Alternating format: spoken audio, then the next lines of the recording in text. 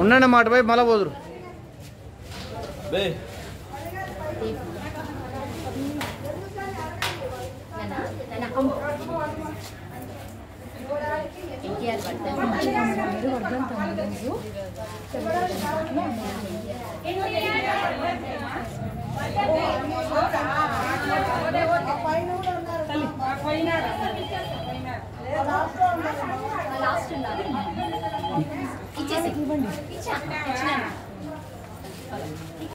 ఈరోజు government hospital అయిన పెద్ద ఆసుపత్రికి వచ్చి మేము ఇక్కడ పండ్లు పంపిణీ చేస్తున్నాము. ఇక్కడ పండ్లు పంపిణీ చేసే కానీ చాలా ఇబ్బంది పెడుతున్నారు ఈ వైఎస్ఆర్ ప్రభుత్వం వాళ్ళు. అమ్మ పెట్టదు అడుక్కునేది ఏదో అన్నట్లు అయిపోయింది ఈ ప్రభుత్వంలో. ఎమ్మెల్యేగా ఉండి అనంత వెంకటరామరెడ్డి ఏమీ చేయడు. మేమన్నా చేద్దాము అంటే ఇక్కడ పర్మిషన్ తీసుకోవాలా అంటున్నాడు. మా మాజీ ఎమ్మెల్యే వైకుంఠం ప్రభాకర్ చౌదరి గారి ఆధ్వర్యంలో ఈరోజు ఇక్కడ మేము పంపిణీ చేసినాం పళ్ళను. పండ్లు పంపిణీ చేస్తే ఎందుకు అడుగుంటున్నారమ్మా?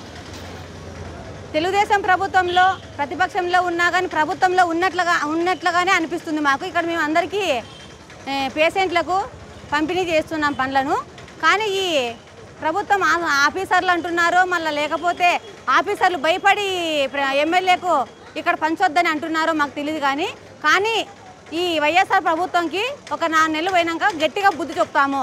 అందరికీ నమస్కారం.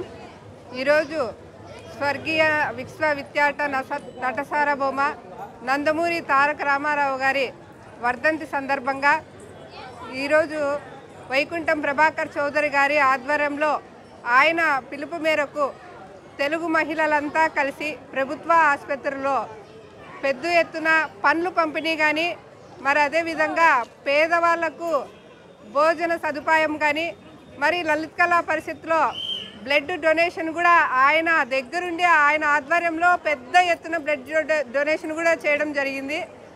మరి ఈ విధంగా మేము తెలియజేయడం ఏమంటే ఈరోజు ప్రభుత్వ ఆసుపత్రిలో పండ్లు ఇవ్వడానికి తెలుగు మహిళలంతా కలిసి వస్తే ఈడ కొత్త రూల్స్ పెట్టి మమ్మల్ని లోపలికి కూడా పంపించకుండా కొద్దిసేపు ఆర్గ్యుమెంట్ చేయడం జరిగింది. అయినప్పటికి కూడా మేము గత ప్రభుత్వంలో ఎప్పుడూ కూడా ఇట్లా చేయలేదు, ఈరోజు మీరు కొత్తగా పెడుతున్నారని డిస్కషన్ చేయగా మళ్ళీ వాళ్ళు పంపిస్తే పేదవాళ్ళకంతా కూడా పండ్లు పంపిణీ చేయడం జరిగింది. మరి రానున్న రోజుల్లో ప్రజల్లోకి వెళితే ప్రతి ఒక్కరు కూడా సూపర్ 6 పథకాలు కానీ మరి రానున్న తెలుగుదేశం గవర్నమెంట్లో పథకాల గురించి ప్రజలు బాగా అర్థం చేసుకొని మా వైఎస్ఆర్ గవర్నమెంట్లో మేము చాలా ఇబ్బందులు పడుతున్నాం, వచ్చే 2-3 నెలల్లో తెలుగుదేశం పార్టీకే మా మద్దతు ఉంటుంది, తిరిగి చంద్రబాబు నాయుడిని మళ్ళీ మేము సీఎంగా చేసుకుంటాము, మాకు అప్పుడే మా భవిష్యత్తు బాగుంటుంది, మేము ముందుకు పడతాము, మాకు ఏదైనా పనులు జరుగుతాయి, ఆర్థికంగా మేము ఇంత అన్నం తింటాము అనేసి ప్రతి ఒక్కరు కూడా బాధతో వ్యక్తం చేయడం జరుగుతుంది. మరి అదేవిధంగా అనంతపురం అర్బన్లో కూడా గత ప్రభుత్వంలో ప్రభాకర్ చౌదరి గారు చేసిన అభివృద్ధి ఈ రోజున్న అనంత వెంకటరామరెడ్డి గారు ఏ పావలా పని కూడా చేయలేదు. మరి ప్రభాకర్ చౌదరి గారు గత ప్రభుత్వంలో హయాంలో ఉన్నప్పుడు ఆయన వారానికి రోజుకొక్కసారి వచ్చి ప్రభుత్వ ఆసుపత్రిలో విజిలెన్స్ తిరిగి అక్కడ ఎట్లు జరుగుతుంది ఏమి అనేది పరిశీలించిపోయేవాడు. మరి అనంత వెంకటరామరెడ్డి గారు గెలిచినప్పటి నుండి కూడా ప్రభుత్వ ఆసుపత్రులకు వచ్చినాడో లేదో కానీ తెలియదు. కానీ ఇక్కడ ఎక్కడ చూసినా కూడా గలీజు, పేషెంట్లకి ఒక సరైన వైద్యం లేకుండా పోతుంది. అది పెద్ద ఎత్తున కూడా పేషెంట్లు బాధపడుతున్నారు.